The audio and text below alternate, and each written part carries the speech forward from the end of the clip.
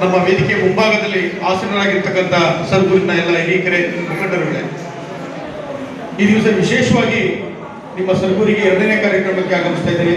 ತುಂಬಾ ಸಂತೋಷದಿಂದ. ಕಾರಣ, ಸಂತೋಷದ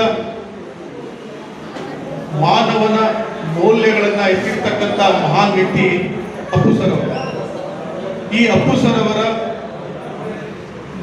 ನಮ್ಮ ಈಡಿಗ ಸಮುದಾಯ ಭವನ ಸಮಾಜ ಹಾಗೂ ಅಪ್ಪು ಬಾಯ್ಸ್ ಪ್ರೀತಿಯಿಂದ ಇವತ್ತು ಈ ಒಂದು ಸ್ಫೂರ್ತಿ ದಿನವನ್ನು ಆಚರಣೆ ಮಾಡಬೇಕು ಅಂತ ಶ್ರೀನಿವಾಸ್ ಅವರು ಕೇಳ್ಕೊಂಡ್ರು, ರಾಜು ಅವರು ಕೇಳ್ಕೊಂಡ್ರು. ಯಾವ ರೀತಿ ಪ್ಲಾನ್ ಮಾಡೋದು ಅಂತೇಳಿ ಒಂದು 15 ದಿವಸದಿಂದ ಪ್ಲಾನ್ ಮಾಡಿ ಈ ಒಂದು ಕಾರ್ಯಕ್ರಮವನ್ನು ಹಮ್ಮಿಕೊಂಡಿದ್ದೀವಿ.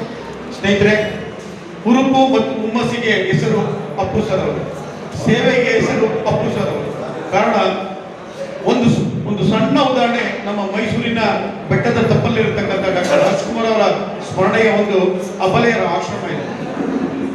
ಆ ಆಶ್ರಮಕ್ಕೆ ದೇಣಿಗೆ ಯಾವ ರೀತಿ ಕೊಡ್ತಾ ಇರುವ ಅಪ್ಪು ಸರ್ ಅಂದ್ರೆ, ಯಾವುದೇ ಚಲನಚಿತ್ರದಲ್ಲಿ ಹಾಡಿದ್ರೆ ಆ ಹಾಡಿಗೆ ಏನ್ ಸಂಭಾವನೆ ಬರುತ್ತೋ ಆ ಸಂಭಾವನೆಯನ್ನ RTGS ಮುಖಾಂತರ ಆ ಅಬಲೆ ಆಶ್ರಮಕ್ಕೆ ಟ್ರಾನ್ಸ್ಫರ್ ಮಾಡ್ತಾರೆ.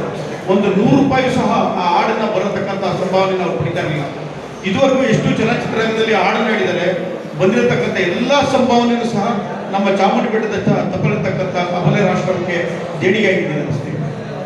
ಇವರು ನೀಡಿದ ದೇಣಿಗೆ ಹಾಗೂ ಶಿವರಾಜ್ ಕುಮಾರ್ ಮತ್ತು ಗೀತಾ ಶಿವರಾಜ್ ಕುಮಾರ್ ಇರತಕ್ಕಂಥ ಹಲವಾರು ದೇಣಿಗೆ ಮುಖಾಂತರ ಆ ಒಂದು ಅಬಲೆ ಆಶ್ರಮ ನಡೆಸ್ತಿದ್ದಾರೆ.